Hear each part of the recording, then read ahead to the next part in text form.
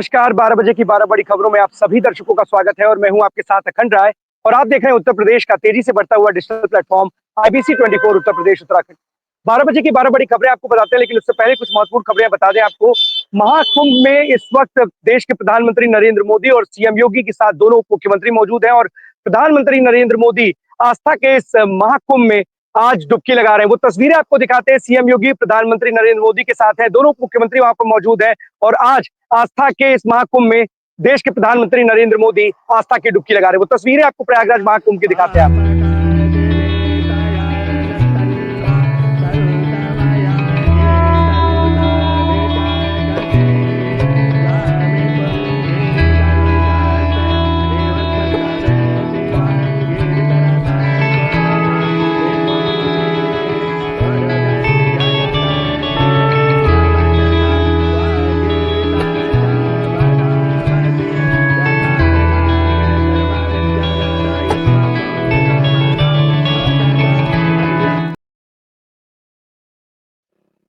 आप देख रहे हैं कि देश के प्रधानमंत्री नरेंद्र मोदी आस्था की डुबकी संगम में लगा रहे हैं, महाकुंभ में लगा रहे हैं और जिस तरीके से उनका जो शेड्यूल था उसके हिसाब से वो यहाँ पर पहुंचे और वो आस्था की डुबकी लगा रहे हैं। करीब 5 घंटे तक आज प्रयागराज में रहेंगे और यहाँ पर पूजा अर्चना, गंगा की आरती भी करेंगे।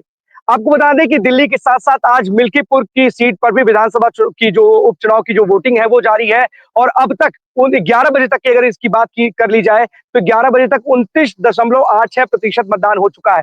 इस मतदान से पहले जो अयोध्या के सांसद है अवधेश प्रसाद, वो पूजा अर्चना उन्होंने की और उसके साथ ही उन्होंने क्या कुछ कहा है वो भी आपको सुनाते हैं। सांसद अवधेश प्रसाद ने क्या कहा है, उनके बेटे इस वक्त अजीत प्रसाद वो मिल्कीपुर में समाजवादी पार्टी के टिकट से चुनावी मैदान ताल ठोक रहे हैं। सुनिए क्या कुछ कहा है अवधेश प्रसाद ने।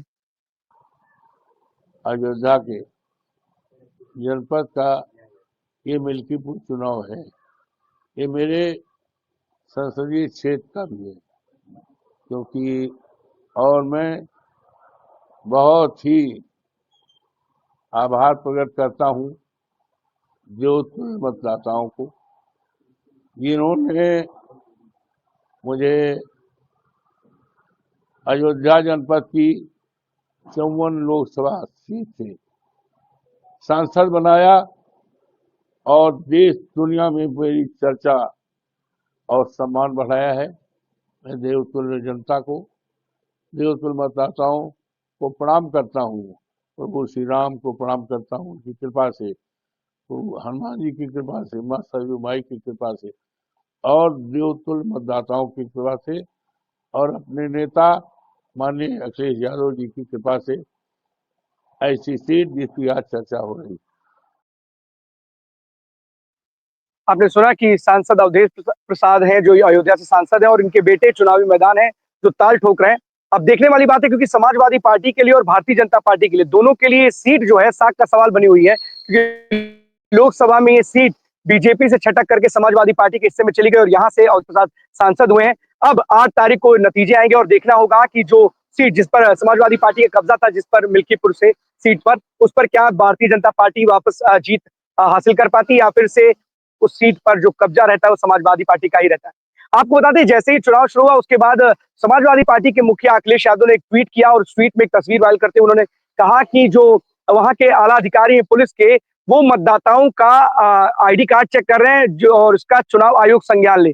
इसको लेकर के जो अयोध्या पुलिस ने इस बात का खंडन करते हुए कहा है कि इस तरीके के भ्रामक ट्वीट ना करें। ये जो मतदाता किसी मतदाता का आईडी चेक नहीं किया जा रहा, बल्कि एक वहां पर जो बूथ एजेंट है उसका ये आईडी चेक किया जा रहा था। इसको लेकर के भी जो अयोध्या के एसएसपी हैं उन्होंने क्या कुछ कहा है वो भी आपको सुनाते हैं।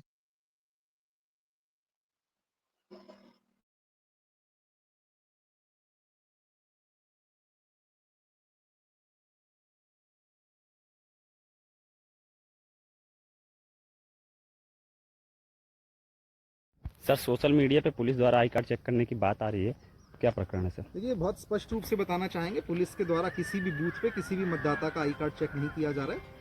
एक फोटो जो मेरे संज्ञान में आई है जिसमें कहा जा रहा है कि मतदाता का आई कार्ड चेक किया जा रहा है, वह बिल्कुल गलत तथ्य लिखे हुए हैं। जिस व्यक्ति के बाद से उस फोटो में जो व्यक्ति दिखाई दे रहा है वह किसी एक प्रत्याशी का बूथ एजेंट है और वहीं जो शिकायत मिल रही है जिसमें कहा जा रहा है कि किसी एक पर्टिकुलर राजनीतिक दल के बूथ एजेंट को वहाँ पे समस्या हो रही है, उन बूथों पर जा करके जो भी वहाँ के सभी बूथ एजेंट हैं सबका पहचान पत्र चेक करके सबसे पूछ करके कि उन्हें कोई समस्या तो नहीं है, उसी दौरान ली गई एक फोटो को भ्रामक तथ्यों के साथ दिया जा रहा है, जिसका खंडन किया जा रहा है। तो आपने सुना कि किस तरीके से अयोध्या की जो एसएसपी हैं वो साफ तौर से मना कर रहे हैं कि किसी भी मतदाता का आईडी चेक नहीं किया जा रहा है, बल्कि बूथ एजेंट का आईडी चेक किया जा रहा था। तो पूर्व मुख्यमंत्री और समाजवादी पार्टी के जो मुखिया अखिलेश यादव ने ट्वीट किया, और जिस ट्वीट के बाद एसएसपी को इस पर सफाई देनी पड़ी और अयोध्या पुलिस ने भी उनके ट्वीट का जवाब देते हुए कहा कि भ्रामक ट्वीट ना करें। तो अब ये तो महत्वपूर्ण खबरें थी। अब चलते अपने सभी सहयोगियों के पास, एक एक करके हमारे सभी साथी स्क्रीन पे जुड़ेंगे जो आज की बड़ी खबरें उनके शहर की है वो हमारे दर्शकों को बताएंगे। हमारे जो सबसे पहले साथी हमारे साथ जुड़ रहे हैं इंद्रवीर रायबरेली से। इंद्रवीर, कौन सी बड़ी खबर है रायबरेली से आज की? देखिए कल आपको बता दें कि रायबरेली की सबसे बड़ी खबर यह है कि अगर बात करें तो जिस तरीके से जो है मामला एक अभी महंत राजू दास ने जो है आने वाले समय में जो बीते समय में उन्होंने एक टिप्पणी करी थी सपा के जो नेता रहे मुलायम सिंह यादव, उनके ऊपर एक टिप्पणी करी थी और टिप्पणी के बाद रायबरेली के जो अपने सपा के कार्यकर्ता हैं उनकी तरफ से जो है पिछले दिनों महंत राजू दास के नेता के ऊपर जो टिप्पणी की गई उसमें न्यायालय में कोर्ट नंबर 19 में राजू दास के खिलाफ केस दर्ज किया गया और माननीय न्यायालय के मामले के केस दर्ज करते हुए विपक्षी राजू दास को नोटिस जारी कर जवाब मांगा गया है। और ये विजुअल भी हमारे पास है उस नोटिस का, हम चाहेंगे एक बार अगर वो दिख जाए तो ज्यादा बेटर होगा। क्योंकि जिस तरीके से ये टिप्पणी की गई थी और इस पे जो है माननीय न्यायालय ने जो है उनको अगली तारीख 20 फरवरी की दी है और जिस तरीके से ये नोटिस जारी हुआ है इसको लेकर के सपा के जो कार्यकर्ता है रायबरेली में उनकी तरफ से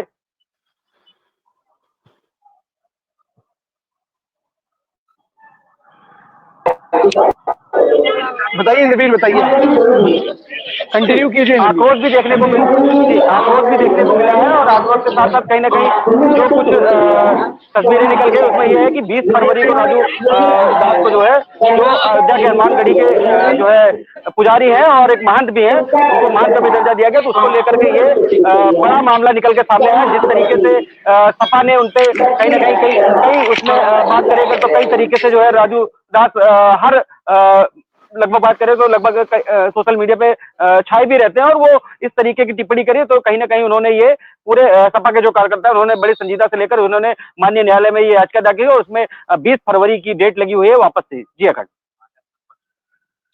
इंद्रवीर, जिस तरीके से राजू दास की टिप्पणी आई थी जिसके बाद तमाम जो समाजवादी पार्टी के नेता थे वो एकत्र होकर के राजू दास के खिलाफ उन्होंने हल्ला बोला और तमाम ऐसी तस्वीरें आपने भी दिखाई और आईबीसी ने भी दिखाई कि किस तरीके से पूरे प्रदेश में जो समाजवादी पार्टी के कार्यकर्ता हैं वो लगातार राजू दास की इस टिप्पणी के बाद से उनके विरोध में उतर आए। अब एक मामला जो है न्यायपालिका में चला गया है, क्या अब राजू दास की मुश्किलें बढ़ सकती हैं इंद्रवीर?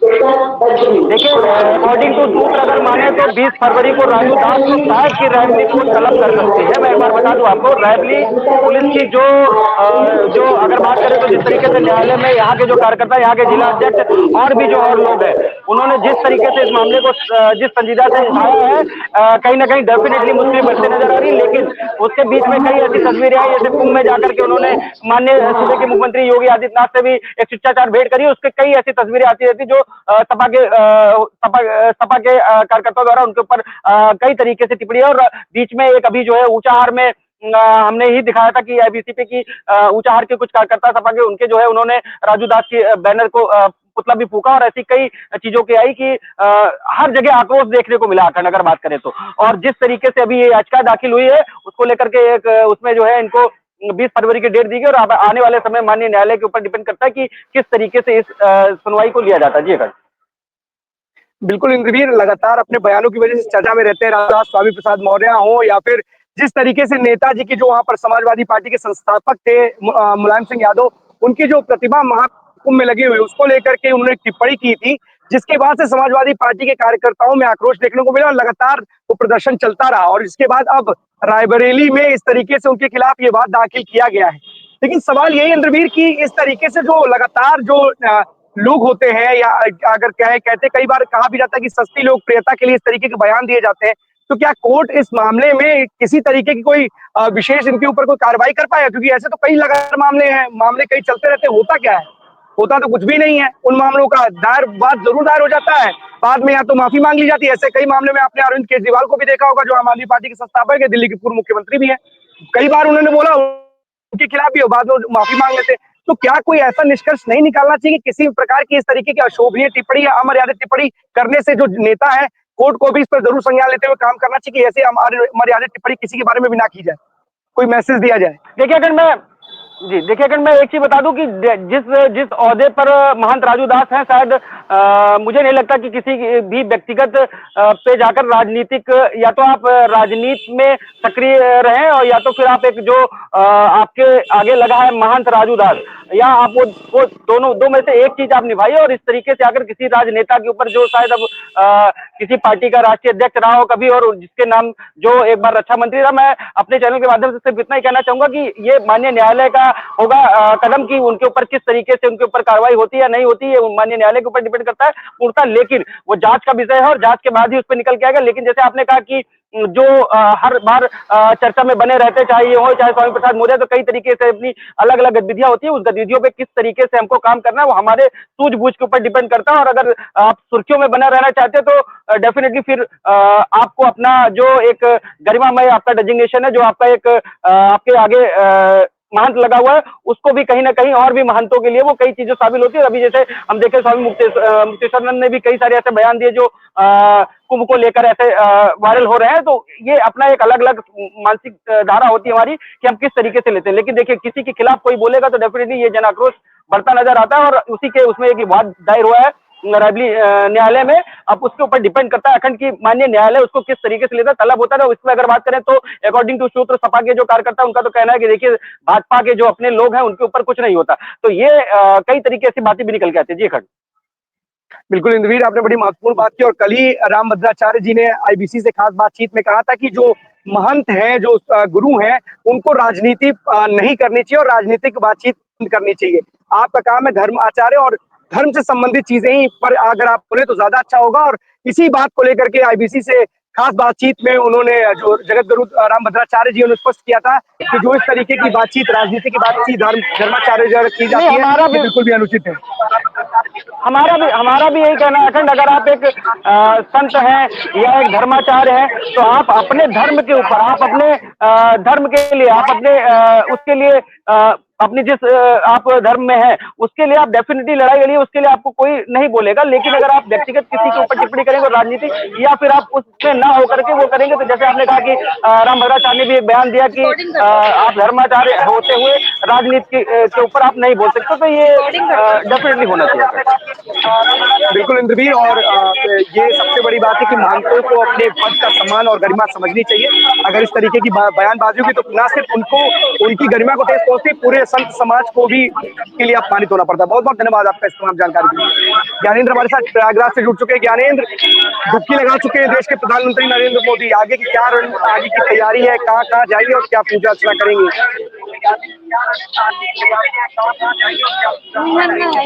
बिल्कुल। देखिए अखंड, पहले तो उनका प्रोग्राम जो है तकरीबन 5 घंटे के आसपास का था, 4.5 घंटे के आसपास का प्रोग्राम प्रधानमंत्री नरेंद्र मोदी का था। लेकिन जिस तरीके से 29 तारीख को मौनी अमावस्या के दिन जो घटना घटी थी, एक सिंपल सा सादा सा सोवर सा प्रोग्राम उन्होंने रखा, और उन्होंने साफ तौर पे ये दर्शा दिया कि मात्र 45 मिनट का प्रोग्राम उनका जो है रखा गया। और 45 मिनट के प्रोग्राम में वो पहले तो संगम नोश पहुंचे जहां पे वो घटना घटित हुई थी। तो उनके साथ उत्तर प्रदेश के मुख्यमंत्री योगी आदित्यनाथ मौजूद थे। वो दूर से ही पूरी घटनाक्रम को उनको बता रहे थे कि कहाँ कौन सा सेक्टर था, किस सेक्टर में घटना घटित हुई थी। फिर उसके बाद वो उस स्ट्रीम बोट में, क्योंकि अरैल घाट से वो स्ट्रीम बोट से आए थे, जिस स्ट्रीम बोट पे से आए थे, फिर उसके बाद एक सेकंड स्ट्रीम बोट तैयार थी जहां पे उनको चढ़ना था। फिर उसके बाद बगल ही संगम, जहाँ पे गंगा जमुना सरस्वती त्रिवेणी का संगम होता है, वहां पर पीएम मोदी ने 9 डुबकियां लगाई, और पूरी की पूरी 9 डुबकियां लगाई मंत्रोच्चारण के साथ।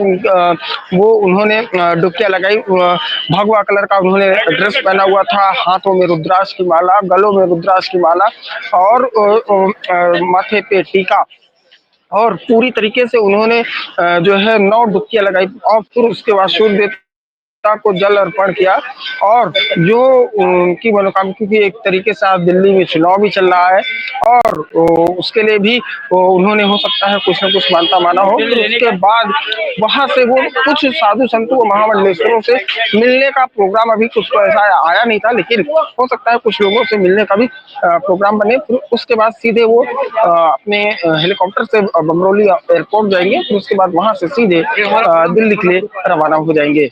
अखंड।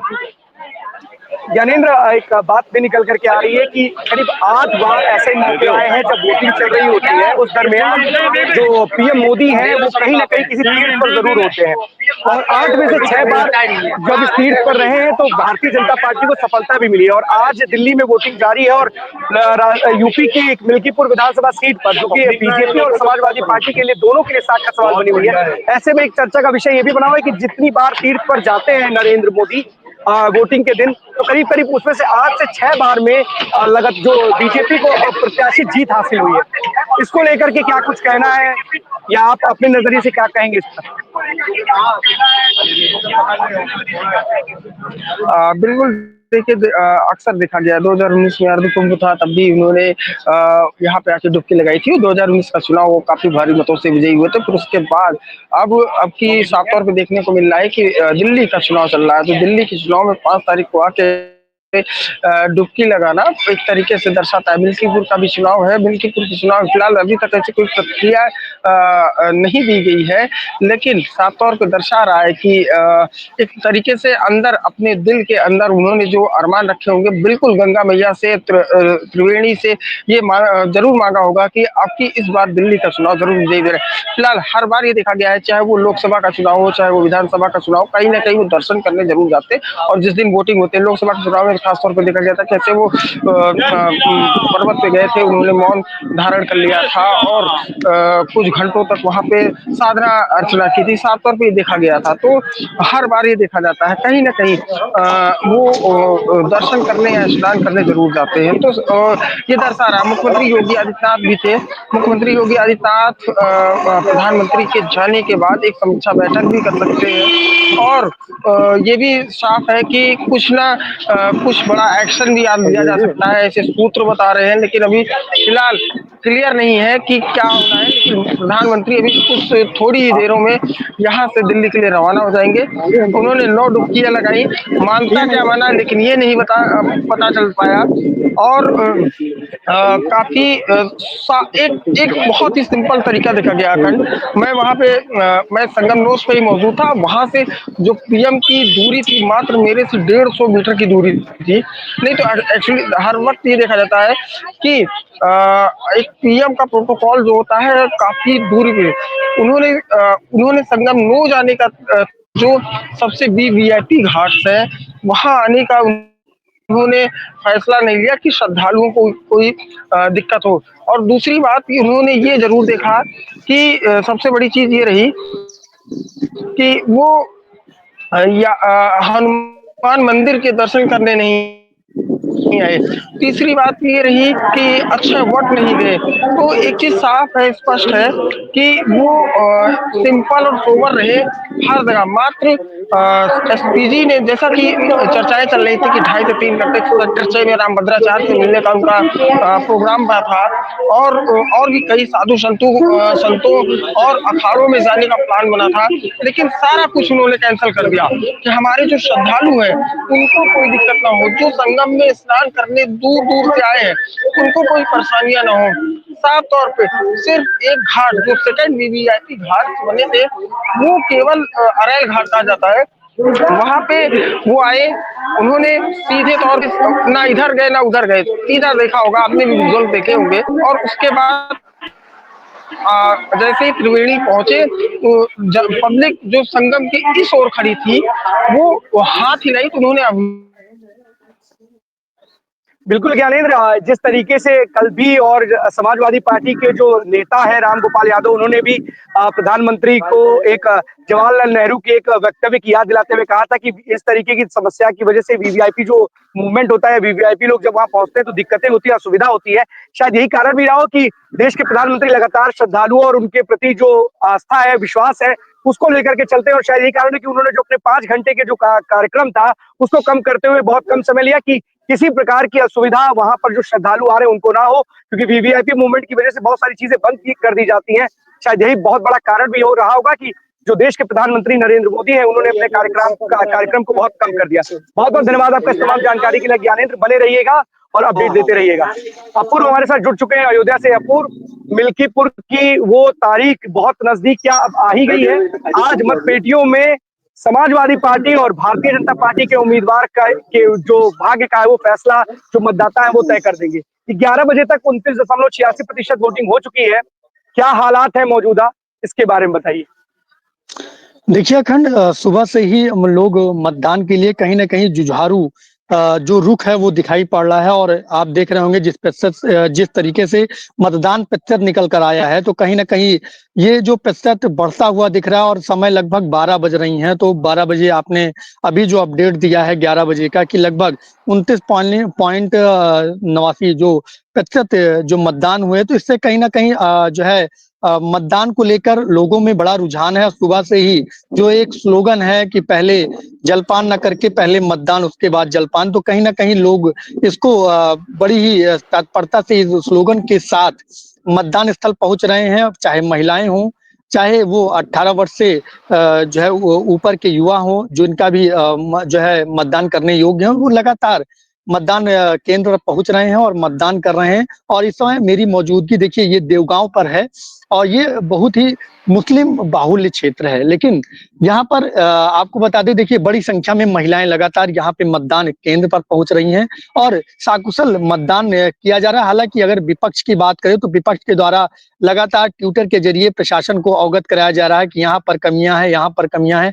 लेकिन मैंने कई सारे बूथों पर गए और वहां भी अपनी रिपोर्ट तैयार की, लेकिन अभी तक ऐसा कोई भी जो रुख है, जो विपक्षी तरीके लगातार लगाए जा रहे हैं, जो आरोप लगाए जा रहे हैं, वो निकल कर नहीं आए। लेकिन जो वीडियो वायरल हो रही है, अगर वो बात करें जो सपा प्रत्याशी हैं अजीत प्रसाद, उनके द्वारा एक भाजपा के बूथ एजेंट को जो है समझाते हुए, हड़काते हुए, ऐसी तरीके के कई सारे विपक्ष की तरफ से लगातार ट्वीट किए जा रहे हैं। लेकिन अयोध्या प्रशासन लगातार तत्परता से कार्य कर रहा है और लगातार जो चुनाव प्रक्रिया है बड़े ही संपन्न तरीके से संपन्न करवा रहा है, और इसमें कहीं भी कोई दिक्कत नहीं आ रही है। लेकिन लगातार विपक्ष की तरफ से जो ट्वीट है वो लगातार किया जा रहा है। जी अपूर्व, देखिए विपक्ष है, विपक्ष तो सवाल खड़े करता है, लेकिन जिस तरीके से अभी समाजवादी पार्टी के मुखिया अखिलेश यादव ने ट्वीट किया, जिसके बाद अयोध्या पुलिस ने भी ट्वीट करते हुए उनको जवाब दिया और कहा कि भ्रामक ट्वीट ना करें।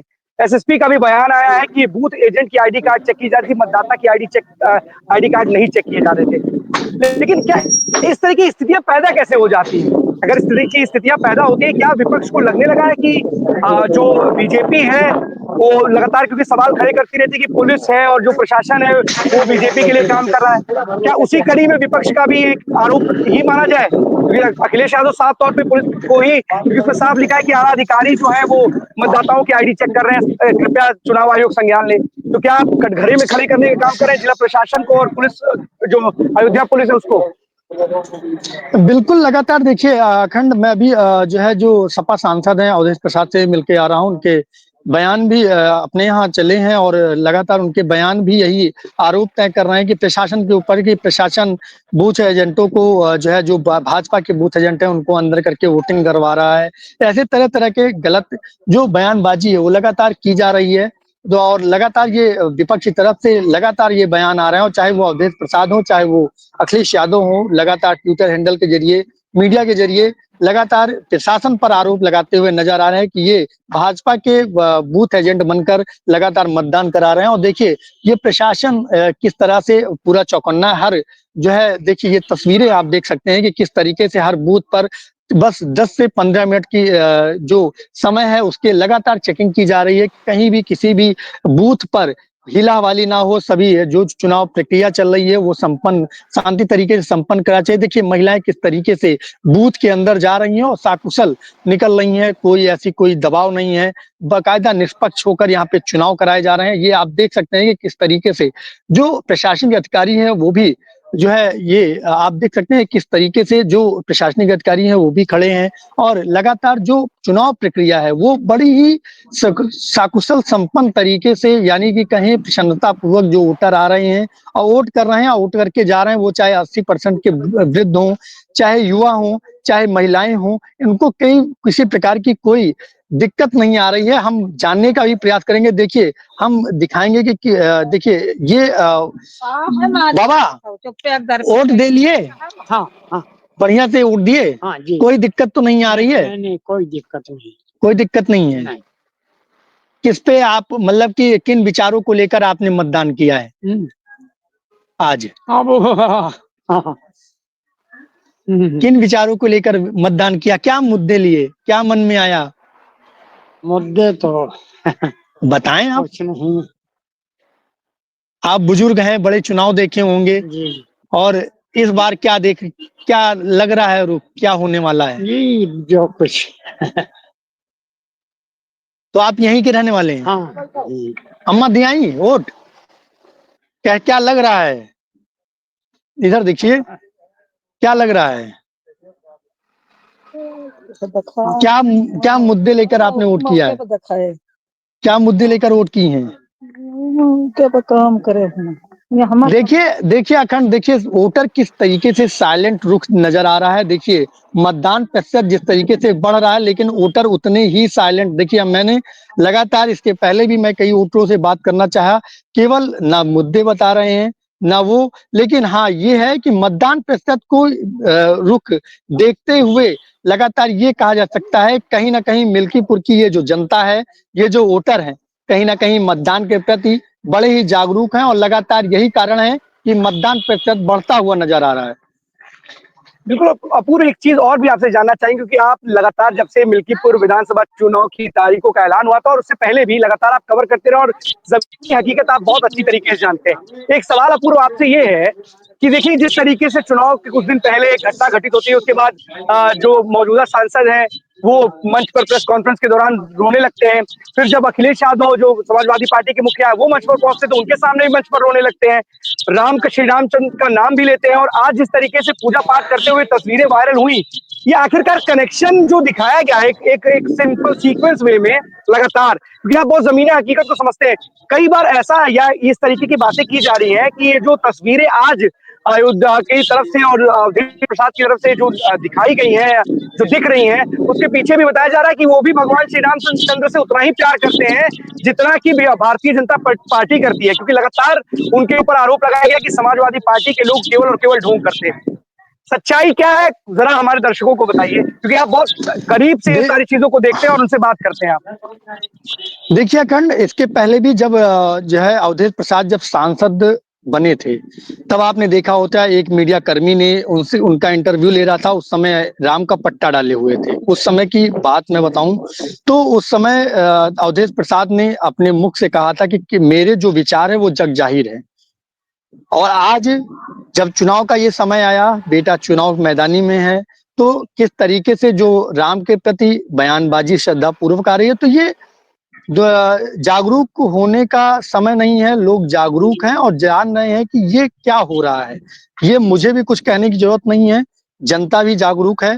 पहले के बयान अब के बयान में जो बदलाव आए हैं, तो ये कहीं ना कहीं लोगों का लगातार ये आरोप भी रहा है। जब से देखिए जब अखिलेश यादव के सामने इन्होंने रोया, उसके पहले प्रेस कॉन्फ्रेंस में रोया, तो कहीं ना कहीं ये चुनावी मुद्दे लगातार बताए जा रहे हैं। हालांकि सांसद का रोना कहीं ना कहीं उदासीनता नजर आई है अयोध्या मिल्कीपुर के वासियों को, लेकिन इससे कितना फर्क पड़ता है ये सबसे बड़ी देखने वाली बात होगी। जब 8 तारीख को मतगणना होगी, रिजल्ट आएगा, तो जो भावुकता थी वो सांसद का कितना नजर आता है, ये उसी समय देखने को मिलेगा। बिल्कुल पूरा आपने सही चीज है, क्योंकि इसीलिए आपसे सवाल पूछा क्योंकि कई बार आप उनके साथ भी आपने कई सारे बयान लिए हैं और कई बार बातें की हैं, लेकिन अब इनका ये भावुक कर देने वाला वीडियो कि उनका कितना भावुक करने वाला था, उसको जो जनता है जो मिल्कीपुर की, उसको उसने कैसे लिया है, ये बहुत महत्वपूर्ण। अगर अजीत प्रसाद उनके बेटे चुनाव जीते हैं तो लगेगा कि शायद उनके जो ये भावुक कर देने वाले पल थे जब वो रोए थे, तो कहीं ना कहीं जनता ने उसे एक्सेप्ट किया और उसको देखते हुए उसने वोट किया। और अगर भारतीय जनता पार्टी के उम्मीदवार की जीत होती है तो कहीं ना कहीं लगेगा कि लोगों ने इसे नौटंकी समझकर या नौटंकी करार देते हुए उन्हें उस नौटंकी का जवाब दिया और इसे नकार दिया है। अब देखने वाली बात, बस 3 दिनों का और इंतजार है। 8 तारीख को तय हो जाएगा कि मिल्कीपुर का जो विजेता है वो कौन होगा, किसके सर पर ये जो जीत का है वो सहरा बनता है। बहुत बहुत धन्यवाद आपका अपूर्व, आप बने रहिए और अपडेट देते रहिए। बहुत बहुत धन्यवाद आप। आदर्श हमारे साथ जुड़ चुके हैं हरदोई से। आदर्श, कौन सी बड़ी खबर है हरदोई से आज की? अखंड जी, आज हम बताना चाहेंगे, ये एक भक्ति भाव से भरपूर खबर है। हरदोई जनपद में रावण वध 2 बार किया जाता है। एक तो दशहरा के दिन, दूसरा जो रामलीला मैदान में रामलीला चलती उस दौरान किया जाता है। और सबसे बड़ी बात अखंड जी हम बताना चाहेंगे कि हरदोई जनपद में हिंदू और मुस्लिम की लिए गंगा जमुना तहजीब बह रही है। और उस मेला को लेकर यहाँ पर हिंदू भी आते हैं और हिंदू से बड़े मुसलमान भी इस मेला में देखने आते हैं। और आज चूंकि राम की बारात निकल रही है, उन्हें कम से कम सैकड़ों की तादाद में कई झांकियां होंगी। हमारे साथ इसमें मेला आयोजक श्री रामपाल शुक्ला जी हैं और पूर्व नगर पालिका अध्यक्ष भी रह चुके हैं। हम उनसे जानना चाहेंगे कि ये जो मेला कार्यक्रम है इसका क्या है पूरा उद्देश्य। जी सर। ये लगभग 120 वर्ष पुराना ऐतिहासिक प्राचीन धार्मिक श्री रामलीला मेला है, जो लगभग चला आ रहा है इसकी सरजमी के लगता हुआ। आज 22 जनवरी से गणेश पूजन के साथ प्रारंभ हो चुका था। आज बारात इसकी मर्यादा पुरुषोत्तम श्री रामचंद्र जी की निकलने जा रही है दिन के 2 बजे, जो नगर के प्रमुख मार्गों से होती हुई रात को 10 बजे वापस आएगी। पूरा जिला प्रशासन, सारे लोग, राजनीतिक दल के लोग इसको कॉपरेट करते हैं। सबसे बड़ी बात यह है, यहाँ पर हिंदू मुस्लिम एकता का ये प्रतीक है। निश्चित रूप से अगर आप देखें हरदोई में, तो यहाँ पर कवि सम्मेलन, मुशायरे, दंगल, सारे कार्यक्रम कमेटी के द्वारा निःशुल्क कराए जाते हैं। सभी में सभी भारी मात्रा में लोगों की शिरकत होती है। आज हमारी जनपद का बहुत बड़ा गौरव का दिन है कि हम श्री मर्यादा पुरुषोत्तम श्री रामचंद्र जी की बारात दिन के 2 बजे यहाँ से प्रस्थान करेंगे। सारा पुलिस प्रशासन और जिला प्रशासन इसमें रात भर से सारे मार्गों को चेक करके उनके नियंत्रण कर रहा है, देख रहा है। सभी विशेष बात यह है कि यहाँ पर 20 करीब झांकियां ट्रैक्टर ट्रालियों पर सजाई जाती हैं, बग्घियों पर सजाई जाती हैं, मुख्य सिंहासन है, 5-6 बैंड लगाए जाते हैं। नासिक से एक बैंड आया है जो केवल राम धुन पर आधारित है, वो इस वर्ष की बारात का आकर्षण का बिंदु बना हुआ है। सारे नागरिक शहर में पूरे बारात का इंतजार कर रहे हैं और इसके स्वागत के लिए हजारों की संख्या में हिंदू मुस्लिम सारी महिलाएं और सब लोग मिलकर चौराहों पर घरों से निकलकर स्वागत करने के लिए प्रेरित हो रही हैं। बड़े ही हर्षोल्लास के साथ रामलीला कमेटी ये कार्यक्रम अपने हरदोई जनपद के गौरव के लिए कराती है कि मेला निःशुल्क लगाया जाता है, जनहित में मेला कार्य करता है। यहाँ पर सभी जितने भी हमारे लोग आते हैं वो सब मेले को देखते हैं और उनको लाभ। और सबसे बड़ी बात मैं अखंड जी बताना चाहूंगा कि पुलिस घटना घटी तो, और ये जो बारात है 120 साल से लगातार कंटिन्यू मेला ऐसे चलता चला रहा। और सबसे बड़ी बात ये हम कहना चाहेंगे, यहाँ हिंदू मुस्लिम को लेकर एक एकता का संदेश जाता है। जी अखंड, बिल्कुल, बहुत अच्छी चीज है आदर्श। अगर इस तरीके से कार्यक्रम होंगे और एकता की मिसाल वहां देखने को मिलेगी तो कहीं ना कहीं जो एक सद्भाव की भावना है हमारे भारत में वो भी एक बहुत अच्छे से कायम होती है। और शायद यही कारण है कि जो गंगा जमुनी तहजीब की बात की जाती है और एकता की जो मिसाल पेश की जाती है वो इसके लिए एक बहुत बढ़िया उदाहरण ये पूरा का पूरा कार्यक्रम। बहुत बहुत धन्यवाद आपका तमाम जानकारी के लिए और इस महत्वपूर्ण जानकारी के लिए। अवनीश हमारे साथ जुड़ चुके हैं कानपुर से। अवनीश, कौन सी बड़ी खबर है कानपुर से आज की? अखंड, एक खबर हम लोगों ने अपने दर्शकों को बताई थी कि जो यहाँ के मौजूदा विधायक हैं बीजेपी के अभिजीत सिंह सांगा, उन्होंने एक यहाँ के प्राइवेट अस्पताल पर आरोप लगाया था, जिसके बाद में उन्होंने मुख्यमंत्री से भी उसकी शिकायत की थी। हम आपको बताते हैं कि यहाँ का जो सबसे प्रतिष्ठित अस्पताल है रेजेंसी अस्पताल, उसको लेकर के कहीं ना कहीं जो विधायक है वो काफी नाराज थे और उन्होंने साफ तौर पर ये कहा था कि यहाँ पर कहीं ना कहीं लूटपाट का काम किया जाता है। यहाँ पर जितने भी मरीज आते हैं उनको गलत तरीके से उनसे पैसे की उगाही की जाती है, जिसके बाद में उन्होंने ये शिकायत मुख्यमंत्री से मिलकर भी की थी, जिसके बाद में जिलाधिकारी ने इसमें संज्ञान लिया और 3 सदस्यीय एक टीम को गठित किया है, जो कि इस पे जांच करेगी। सबसे बड़ी बात यह है कि सीएमओ ने उसी वक्त जो है एक नोटिस जो है इस अस्पताल के लिए जारी कर दिया था, जिसके बाद में जब ये मामला जिलाधिकारी के पास नहीं पहुंचा, मुख्यमंत्री के बाद में जब जिलाधिकारी ने इससे संज्ञान लिया, तो 3 सदस्यीय एक टीम है जो गठित कर दी गई है, जो जांच करेगी जिस तरीके के आरोप विधायक ने लगाए हैं, क्या वो आरोप जो है सही है या कोई उनमें कोई आधार नहीं, निराधार आरोप लगाए जा रहे हैं। इसको लेकर के टीम पूरा जांच करेगी। इसके बाद में एक निर्णय लिया जाएगा कि अगर कार्रवाई करने योग्य उसमें साक्ष्य बन रहे होंगे, तो इस बड़े अस्पताल में, रेजेंसी का अस्पताल जो है, उसके ऊपर सख्त कार्रवाई भी की जाएगी। खंड अवनीश, इस तरीके के आरोप देखिए जनता लगाती है तो कार्रवाई क्या होती है सबको पता है। एक विधायक जनप्रतिनिधि ने लगाई है, वो भी गुहार जब मुख्यमंत्री के पास पहुंची है, तो क्या तब माना जाए कि जो अधिकारी हैं वो जागे हैं? उसके बाद उन्होंने एक कमेटी का गठन किया और जो सीएमओ है, जिनकी सबसे पहली जिम्मेदारी बनती है कि उनको विधायक की शिकायत के बाद ही उस अस्पताल को नोटिस देना था, लेकिन उन्होंने इतना लंबा इंतजार किया क्यों? क्या सवाल ये नहीं है? क्या जनप्रतिनिधि क्या जब मुख्यमंत्री से गुहार लगाएगा और मुख्यमंत्री कार्यालय से जब कोई बात आएगी या मुख्यमंत्री कोई आदेश या निर्देश देंगे तब कोई कार्रवाई होगी? जनप्रतिनिधि का कोई जनप्रतिनिधि अपनी बात या शिकायत नहीं कह सकता है क्या? उस पर कोई कार्रवाई हो सकती है कि नहीं हो सकती है कि उसको भी सीएम के पास ही जाना पड़ेगा और सीएम के बाद ही वो उस पर कार्रवाई होगी? देखिए बिल्कुल, जैसे कि एक कल खबर हमने आपको बताई थी कि जिलाधिकारी ने जब कल सीएमओ ऑफिस का निरीक्षण किया था, उस दौरान सीएमओ खुद मौजूद नहीं थे। लगभग 34 जो कर्मचारी वो भी मौजूद नहीं थे। तो ये इनकी कार्यशैली पर जरूर देखा जा सकता है कि एक जिलाधिकारी जो है, जो वो लगातार सुबह से उठ करके एक निरीक्षण कर रहा है, समय पर जो है पहुंच रहा है और कार्यालय में जाकर के निरीक्षण के दौरान पे उसको लोग नहीं मिल रहे हैं, उसके बाद में उन पे कार्रवाई कर रहा है। तो कहीं ना कहीं ये एक निरंकुश व्यवस्था कही जा सकती है कि जिस तरीके से सीएमओ अपने समय पर अगर नहीं पहुंच रहे हैं, जनता की बात नहीं सुनने के लिए वहां पर अपने कुर्सी पे बैठ रहे हैं, तो एक बड़ी बात यह है कि एक जब इस तरीके का कार्य सामने आएंगे, तो जो कोई भी प्रतिनिधि है या कोई आम जनता, उसको जाकर के ऊपर का ही दरवाजा खटखटाना पड़ेगा, जिसके बाद में जब ऊपर से एक डंडा चलता है तो कहीं ना कहीं कार्रवाई तेज होती है। क्योंकि ये विश्वास मानते हैं लोग, जो भी जनप्रतिनिधि हैं या जो लोग हैं, कि अगर हम नीचे स्तर पे शिकायत करते हैं तो उस तरीके की सुनवाई नहीं होती है। वही अगर हम ऊपर जाकर के उस शिकायत को करते हैं, तो एक एक डर या एक भय जो नीचे के अधिकारी होते हैं, नीचे के जो लोग होते हैं, उनके अंदर रहता है और उस कार्रवाई को जो है तेजी से किया जाता है। खंड बिल्कुल अवनीश, ये लगातार इस तरीके की बातें आती रही हैं और लोग ये शिकायतें करते रहते कि अस्पताल लूट रहे हैं। और मैंने भी, आपने भी बताया, और कई बार यहाँ के जो प्रदेश के मंत्री हैं उन्होंने भी शिकायत की थी लखनऊ के एक बड़े अस्पताल पर कि बहुत अच्छा खासा बिल बना लिया जाता है। और कई बार ऐसी शिकायतें आती कि जो ये अस्पताल है वो डेड बॉडी तक अपने उनके परिजनों को नहीं देते, मृतकों के परिजनों को, वसूली के चक्कर में। अब एक जनप्रतिनिधि ने शिकायत की है और जब ऊपर से हंटर चला है तब जाकर के एक्टिव हुए हैं। लेकिन हम डीएम की तारीफ करनी पड़ेगी क्योंकि लगातार जब से आए हैं और लगातार एक्टिव मोड में नजर आ रहे हैं, कहीं ना कहीं एक्शन कर रहे हैं। लेकिन क्या सीएमओ साहब को सीएमओ साहब को इस चीज की जानकारी नहीं है कि उनके जो कार्य क्षेत्र में, उनके जो अधिकार क्षेत्र में जो अस्पताल आते हैं वो क्या कारनामे कर रहे हैं, किस तरीके गुल खिला रहे हैं? आपके लिए आपकी शिकायत करनी पड़ रही है, ऊपर से आदेश आ रहा है, तब उस पर कार्रवाई कर रहे हो, तो अपने आप में भी शर्म आनी चाहिए कि निरीक्षण पे डीएम पहुंचते हैं और डीएम पहुंच जा रहे हैं, आप ही नहीं पहुंच पा रहे। तो ऐसे अधिकारी अगर प्रदेश में रहेंगे और एक जिले में, जो भी राजधानी से सटे हुए जिले में, कानपुर कोई लंदन में तो है नहीं कि बहुत दूरी पर है, बगल में है, कोई भी पहुंच सकता है वहां पर। तो अगर आप लोग ही इतने निरंकुश रहोगे, अपने वहां पर आप एक्टिव ही नजर नहीं आओगे, तो हाल तो बेहाल ही रहेगा ना। कितना भी चिल्लाते रहेंगे लोग, कोई असर ही नहीं होगा उसपे। तो बिल्कुल, देखिए अखंड, जिस तरीके से आप बिल्कुल तटस्थ तरीके से जो है इस तरीके की बात कहते हैं, तो बड़ा अच्छा लगता है कि इस तरीके के जो अधिकारी हैं, इस तरीके के जो लोग हैं, उनको सोचना चाहिए, अपनी जिम्मेदारी का एहसास उनको होना चाहिए कि किस तरीके से कार्य करना है।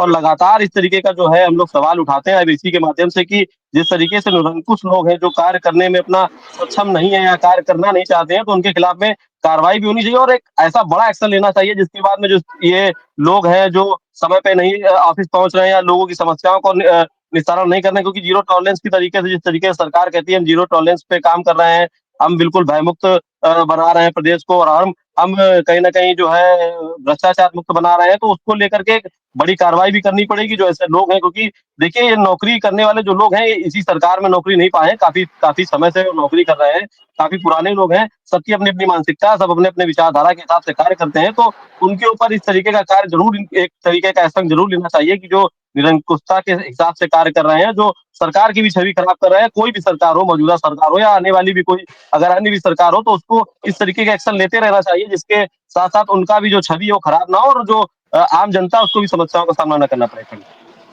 बिल्कुल अवनीश, आप भी दिखा रहे हैं कि एक जो अधिकारी है, जिले का सबसे बड़ा अधिकारी है, वो अपनी जिम्मेदारी का निर्वहन करने के लिए सुबह उठ जा रहा है, औचक निरीक्षण पे चला जा रहा है, हर जगह हर साइड पे चेक कर रहा है। उसके लिए पूरे उसके पास पूरे जिले के जो विभाग है उसका वो हेड है, मुखिया है, वो सारे विभागों में जा रहा है। लेकिन जिन लोगों के पास अपने विभाग की जिम्मेदारी है वो निरंकुश है, उन्हें अपने अपने अपने ही दफ्तर जाने में इतना समय लग जा रहा है, जैसे लग रहा है मानो यहाँ से उनकी फ्लाइट जाएगी, फ्लाइट ट्रेवल करते करते 24 घंटे का समय लगेगा तब वो पहुंचेंगे।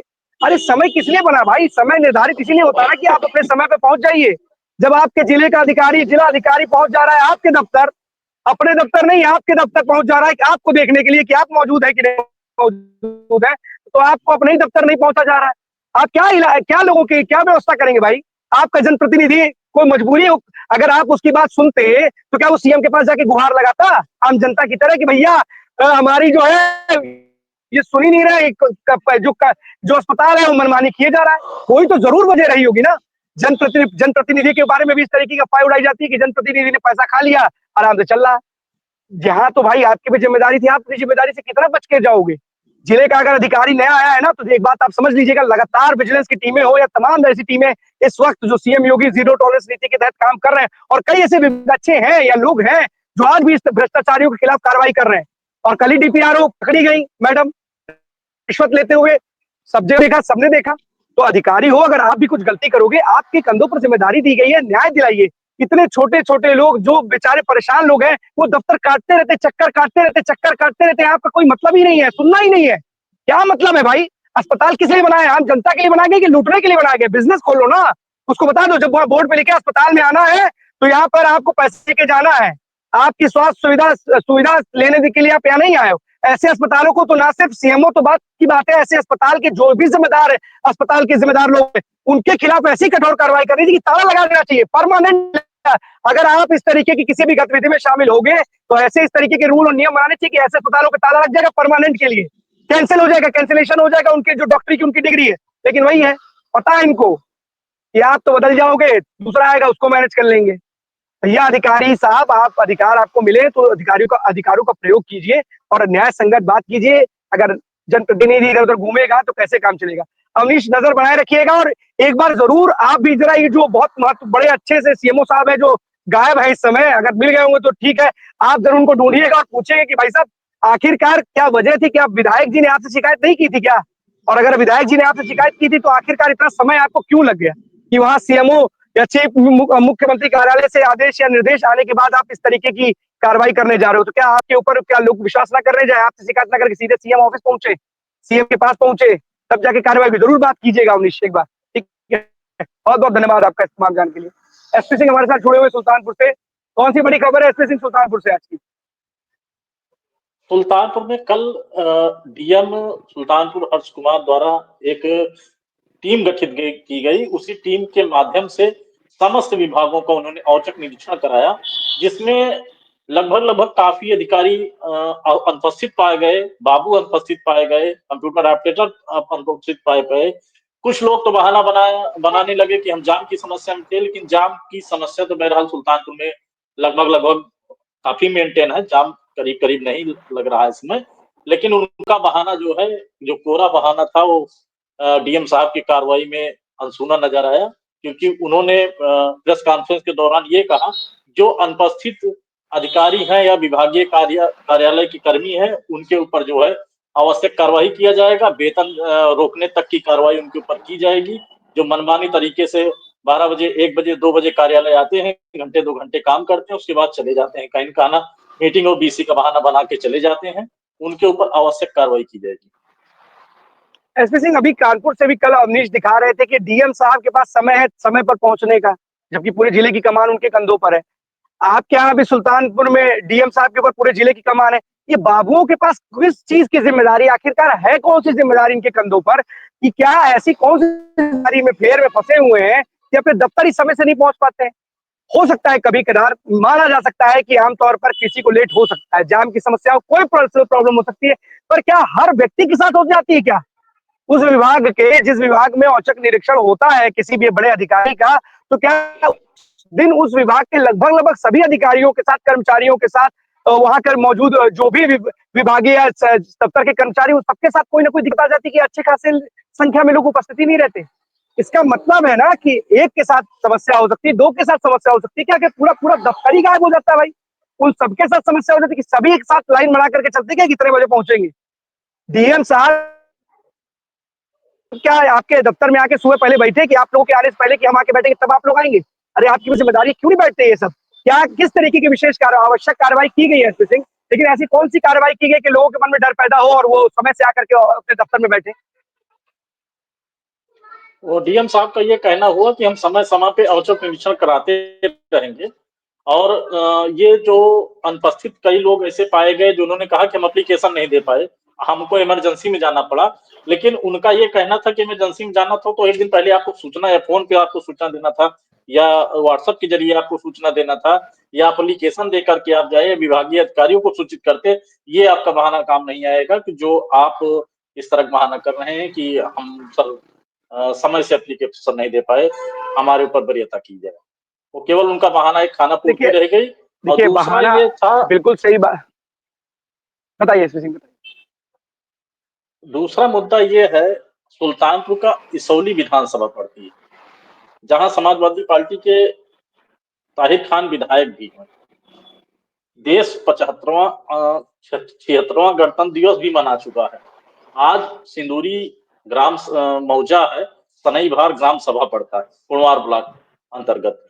वहां की स्थिति ये है कि लगभग 75-76 साल से ना तो उस गांव में जाने के लिए कोई रास्ता है, कच्चा रोड बना है, उसी चक्रोड के माध्यम से सब लोग पानी में हल्के जाते रहते हैं। और दूसरा, उस ग्राम सभा में अभी तक कोई सरकारी हैंडपंप तक भी नहीं लगाए गए। कितनी सरकारें आई, कितने विधायक चेंज हुए, कितने सांसद चेंज हो गए, ये सोचने वाली विषय है कि वो अछूता ग्राम सभा है कि आज तक उस ग्राम सभा में विकास की एकदम डोर खत्म हो चुकी है, कोई विकास वहां हुआ ही नहीं। अगले हम किसी दिन उसका लाइव लेते हैं। अभी उस ग्राम सभा में एसपी जो सिंह वो दिक्कत ये है ना कि विकास जिस जगह का होना चाहिए, जिस जगह का विकास होना चाहिए उस जगह के विकास से किसी को शायद कोई मतलब ही नहीं है। जनप्रतिनिधि को वोट मिल जा रहा है, वोट पाके वो जीत जा रहा है, अपना विधायक में अपने विधानसभा में जाकर के विधायकी निपटा रहा है। अपनी जो विधायक निधि न जाने वो कहाँ खर्च करते हैं, कौन सी सभा में किस विधानसभा में खर्च करते हैं न जाने, शायद उनको भी पता नहीं होगा। अगर इतने वर्षों के बाद भी अगर कोई ग्राम सभा मूलभूत सुविधाओं से अछूती रह जाए, उसको ना मिल पाए, तो कितने शर्म की बात है।